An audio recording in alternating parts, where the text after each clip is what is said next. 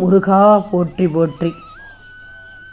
என் அன்பு குழந்தையே, எதை நினைத்தும் பயப்படாதே. ஏன் இந்த பயம் உனக்கு? ஏன் இந்த கலக்கம் உனக்கு? ஏன் இந்த குழப்பம் உனக்கு? உனக்காக இந்த திருச்செந்தூர் முருகன் இருக்கிறேன். அனைத்தையும் என்னிடத்தில் விட்டுவிடு. தங்கமே, கனி கொடுத்து உனக்கு நல்ல செய்தி கொடுக்க வந்துள்ளேன். ஏன் தெரியுமா? வருகின்ற வைகாசி விசாகம் அன்று என்னை வந்து பார், அனைத்தும் சரியாகிவிடும். உனக்கு இழுபறியாக இருக்கும் நிகழ்வுகள் எல்லாம் அன்றே தீர்ந்துவிடும். இழுத்து பறித்து கொண்டிருக்கும் பிரச்சனைகள் எல்லாம் அன்றே முடிவடைந்துவிடும். அனைத்தும் சரியாகிவிடும் என்று அதனால் தான் கூறுகிறேன். இது உன் திருச்செந்தூர் முருகனின் அருள் வாக்கு. உனக்கொன்று தெரியுமா? கனவுகளை கட்டி இழுக்க நினைத்தாலும் யதார்த்தங்களை அரவணைக்க வைக்கும் தான் நீ வாழும் வாழ்க்கை. எந்த இடத்திலும் எந்த நேரத்திலும் என்னடா இப்படி ஆயிடுச்சேன்னு ஒரு ஓரமாக நீ ஒதுங்கக்கூடாது, சுருண்டு படுக்கக்கூடாது. எல்லாத்துக்கும் ஒரு வழி, ஒரு ஒளி உனக்கு நிச்சயமாக உண்டு. பிரச்சனையை தீர்க்கும் வல்லமை உன்னிடம் எங்கேயோ ஓரிடத்தில் இருக்கிறது. அந்த சூட்சுமத்தை தான் நீ கண்டுபிடிக்க வேண்டும். அதை கண்டுபிடித்து விட்டால் மட்டும் போதும். நிச்சயமாக உன் வாழ்க்கையில் வெற்றி பெற்று விடுவாய். சந்தேகம் தரும் எண்ணங்களை நீக்கி நம்பிக்கை தரும் எண்ணங்களை சேர்த்தால் வாழ்க்கை உனக்கு இன்னும் சிறப்பாக இருக்கும். இப்போது இருக்கும் நிலையை விட மிக அருமையாக இருக்கும். முயன்று கூட தோற்றவர்கள் உண்டு. இந்த முருகனை வணங்கி தோற்றவர்கள் உலக அகராதியில் யாருமே இல்லை. நீ ஓடி ஓடி வாழ்க்கையில் பெரிதாக எதையும் சாதிக்கவில்லை. உடல் கெட்டு மனம் நொந்து பயன் என்ன? ருசித்து சாப்பிடவில்லை, நிம்மதியான தூக்கம் இல்லை உன்னிடத்தில். பிறகு எதற்கு இந்த ஓட்டம்? ஏன் பதட்டப்படுகிறாய்? பதட்டப்படக்கூடாது, நான் சொல்வதை கேள். மனச்சாட்சி மட்டும் கடைசி வரை உன்னிடம் இருக்கும். நீ பேசுவது ஒரு திறமைதான், ஆனால் பேசாமல் இருப்பது பெரிய திறமை. சலசலவென்று பேசாதே. மற்றவர்களுக்காக விட்டு கொடுத்து போவதும் அனுசரித்து செல்வதும் தப்பில்லை. ஆனால் இதையே வாழ்க்கையாக்கி கொள்ளாதே. அமைதியாக இருப்பது மிக மிக கடினமான விஷயம். ஆனால் அப்படி இருக்க பழகிவிட்டால் நிம்மதி உன்னை தேடி வரும் தங்கமே. நீ எத்தனை தான் நன்மைகள் செய்திருந்தாலும் உன்னோட உலகம் உன்னை பார்த்து கேட்கும் ஒற்றை கேள்வி, நீ எனக்காக என்ன செய்தாய் என்று. தப்பென்று கேட்டு விடுவார்கள். நீதான் அனைத்தும் செய்திருப்பாய். ஆனால் அவர்கள் கேட்கும் கேள்வி, நீ என்ன செய்தாய்? நீ எனக்காக என்ன செய்தாய் என்றுதான் கேட்பார்கள். பழி சுமந்து வாழாமல் பிறர் பாராட்டு வாழ்ந்து காட்டு. உன் முருகன் நான் துணை நிற்கிறேன் தங்கமே. உன் முயற்சியை மட்டும் கைவிட்டு விடாதே. தோல்வி என்பது உனக்கு தற்காலிகமான ஒன்றுதான். தைரியம் என்ற ஒற்றை மந்திரம் உன் உள்ளத்தில் இருக்கும் வரை வாழ்க்கை பயணத்தில் உனக்கு எந்தவித பாரமும் இருக்காது. உன் வாழ்க்கையை மட்டும் நீ வாழ்ந்து பார்.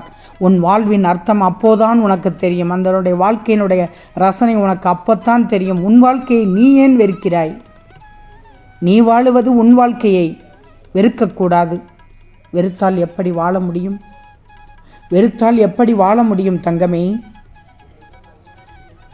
அர்ப்பணித்து வாழ்ந்து வந்தால் அர்த்தராத்திரிலும் கொடை கொடுப்பான் என்பது சும்மாவா?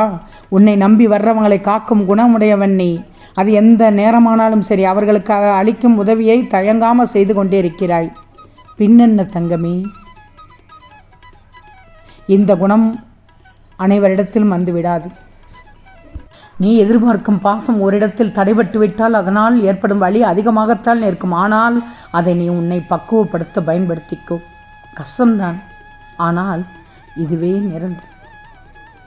யாராவது உன்னை ஒதுக்கி வைத்தால் என்ன? அதை பற்றியெல்லாம் நீ கவலைப்படக்கூடாது. அவர்களுடைய பணத்திலா நீ வாழ்கிறாய்? இல்லையே. உன் குணத்தில்தான் நீ உயர்ந்து வாழ்ந்து கொண்டிருக்கிறாய். அடுத்தவர்களை நம்பி நீ வாழவில்லை. மகிழ்ச்சியோ துக்கமோ எதுவாக இருந்தாலும் அவ்வப்போதே நீ அனுபவித்து கொள்ள வேண்டும். அதுதான் வாழ்க்கை. கோபமாக பேசாதே. குணத்தை இழந்து விடுவாய். நல்லதொரு குணத்தை இழந்து விடுவாய். ஒருவர் வாழ்க்கையை கெடுத்து நீண்ட நாள் சந்தோஷமாக வாழ்ந்து விட முடியாது. உன் எதிராளிகள் நினைத்து கொண்டிருக்கிறார்கள். நிச்சயமாக இல்லை தங்கமே. அவர்கள் வாழும் வாழ்க்கை வேறு, நீ வாழும் வாழ்க்கை வேறு. இங்கு நான் நினைத்து விட்டால் தடுப்பவன் யாரும் இல்லை. கிடைப்பது உனக்கு கிடைத்தே தீரும். யாருக்கு எதை தர வேண்டும், எப்படி தர வேண்டும் என்பது இந்த முருகனுக்கு மட்டும்தான் தெரியும். கவலைப்படாதே. இன்று துன்பத்தில் இருக்கும் நீ நாளை கனவில் கூட காணாத இன்பம் அடையப் போகிறாய். உன் கவலையை கண்காணாத தூரத்திற்கு துரத்தப் போகிறேன் உன் முருகன். என்னை நம்பு. யாம் இருக்க பயமேன் தங்கமே.